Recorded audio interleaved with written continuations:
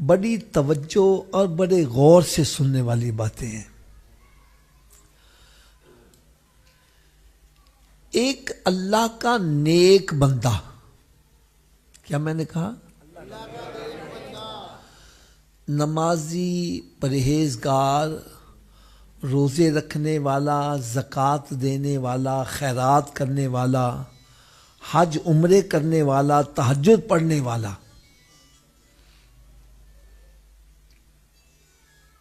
بڑا متقی پرہیزگار، اس کا انتقال ہو گیا۔ کل نفس، ہر ایک نفس نے موت کا ذائقہ۔ اب سنو یار، وہ بندہ جو متقی پرہیزگار بڑا تھا، اس کو بھی موت آ گئی۔ اچھا، یہ آپ نے بھی پتہ نہیں محسوس کیا کہ نہیں کیا، جب کسی کا دوست یا کوئی رشتہ دار فوت ہو جائے نا، تو پھر دل میں خواہش ہوتی ہے یار پتہ چلے قبر میں اس کے ساتھ کیا معاملہ پیش آ رہا ہے۔ ایسا ہوتا ہے کہ نہیں ہوتا؟ تو اس کے بھی جو چاہنے والے تھے، ان کے دلوں میں تڑپ پیدا ہوئی کہ ہمیں پتہ چلے قبر میں اس کے ساتھ کیا معاملہ بیت رہا ہے۔ میں سب کے حق میں دعا کروں گا کہ اللہ تعالی ہم سب کو عذاب قبر سے محفوظ رکھے۔ حضرت سیدنا عثمان غنی رضی اللہ تعالیٰ عنہ، یہ وہ ہستی ہیں جنہوں نے سرکار مدینہ صلی اللہ علیہ وسلم سے کئی مرتبہ جنت خریدی،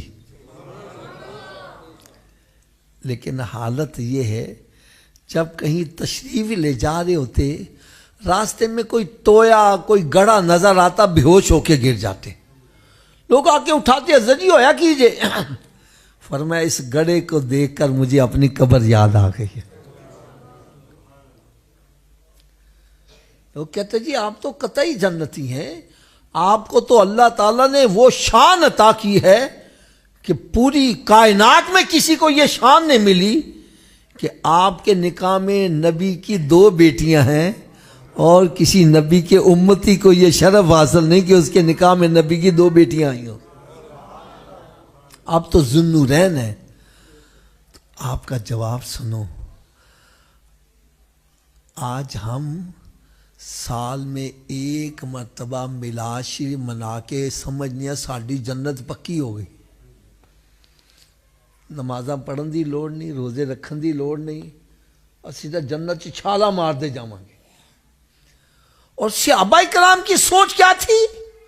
وہ نیکیاں کر کے بھول جاتے تھے، اپنے گناہوں کو یاد رکھا کرتے تھے اور اس پر رویا کرتے تھے۔ آج ہم گناہوں کو یاد نہیں رکھتے، نیکیاں یاد رکھنے۔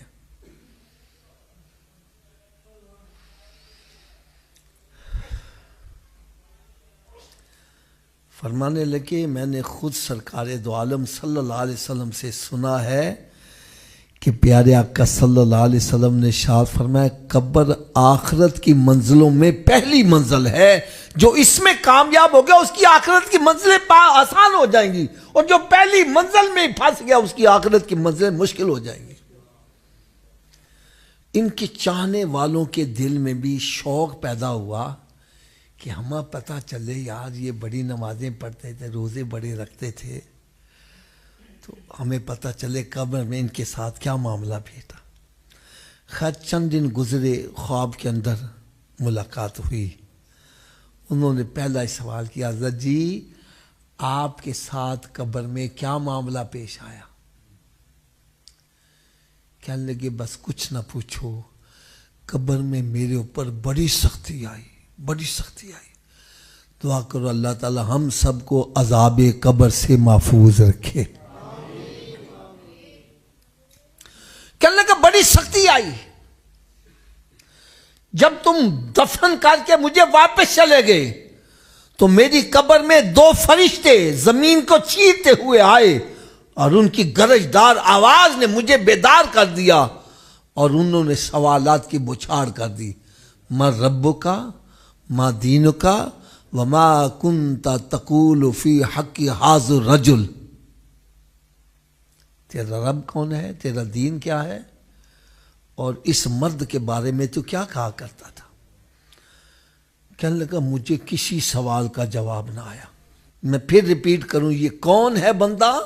نمازی, پرہیزگار, متقی, تہجد گزار, حج عمرے کرنے والا, خیر خیرات کرنے والا.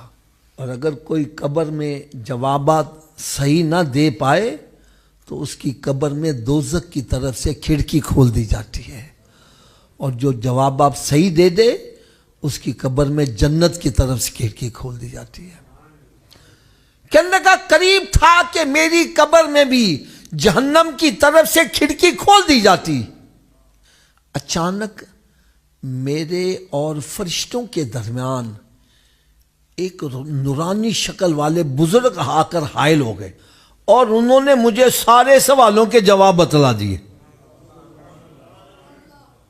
میں نے وہ جواب سن کر فرشتوں کو دیے تو فرشتوں نے مجھے کامیاب قرار دے دیا. جب وہ بزرگ واپس پلٹنے لگے تو میں نے دامن پکڑ لیا. حضرت صاحب آپ ہیں کون جو میرے اس وقت کام آئے جیسے ماں باپ میرے کام نہ آئے؟ میری اولاد, میرے رشتہ دار, میرے لنگوٹیے یار, میرا سرمایہ, میرا مال میرے کام نہ آیا. آپ ہیں کون؟ جہاں قبر میں میری مدد کے لیے آ گئے. تو وہ نورانی شکل والے بزرگ ارشاد فرمانے لگے, اے بندے تو دنیا میں سونے آقا صلی اللہ علیہ وسلم پر کثرت سے درود پاک پڑھا کرتا تھا. اللہ تبارک و تعالیٰ نے اس درود پاک کو میری نورانی شکل میں بنا کر قبر میں تیری مدد کے لیے بھیج دیا ہے. کہنے لگا میں نے ان سے عرض کیا حضرت صاحب آپ مجھے یہ بتلاؤ, میں مسلمان نہیں مرا تھا, میں نماز نہیں پڑھتا تھا, میں روزہ نہیں رکھتا تھا, کیا میں زکوٰۃ نہیں دیتا تھا؟ کہنے لگے بے شک تو مسلمان مرا, تو نمازی بھی تھا, روزے بھی رکھتا تھا, زکوٰۃ بھی, خیرات بھی کرتا تھا, حج عمرے بھی کرتا تھا. کہنے لگا پھر قبر میں اتنی سختی کیوں آئی؟ کہنے لگے صرف ایک وجہ سے, وہ کون سی کہ تو زبان کی حفاظت نہیں کیا کرتا تھا. انگلش کا محاورہ ہے تھنک بیفور یو اسپیک, پہلے تولو پھر منہ سے بولو. جب زبان سے بات نکالنے لگو تو یہ سوچ لو میں بات کرنے کیا لگا ہوں, کیونکہ یہ فرشتے کرام کاتبین سب لکھتے جا رہے ہیں. ہم بولنے سے پہلے کبھی سوچا ہے؟ غیبتیں, چغلیاں, بے حیائی کی باتیں, گالی گلوچ, یہ ہمارا ورتیرہ بن چکا ہوا ہے. حالانکہ امام غزالی رحمت اللہ کیمیہ سعادت میں نقل کیا فرماتے ہیں؟ آپ ارشاد فرماتے ہیں جو دنیا میں گالیاں نکالتا ہے, کیا کرتا ہے؟ اونچی بولو. وہ قیامت کے روز کتے کی شکل میں جہنم میں ڈال دیا جائے گا. آج کوئی بیوی کو گالیاں نکال رہا ہے, کوئی بچوں کو گالیاں نکال رہا ہے. استاد شاگرد رکھے ہوئے دکان پہ, انہوں نہ لے کے نہیں گالی نکال کے بلاتا ہے. اور دو دوست جب آپس میں ملتے ہیں تو جو جتنی بڑی بڑی گندی گالیاں نکالتے ہیں, دیکھنے والے کہتے ہیں بڑے لنگوٹیے یار نہیں. میں کہتا نہیں کہ میں پتہ کھانا گالاں جو کٹ دینے. ارے مومن کی شان تو یہ ہے کہ وہ جب ایک دوسرے سے ملتا ہے سلام کرتا ہے, سلامتی بھیجتا ہے, تو گالیاں نکال رہا ہے.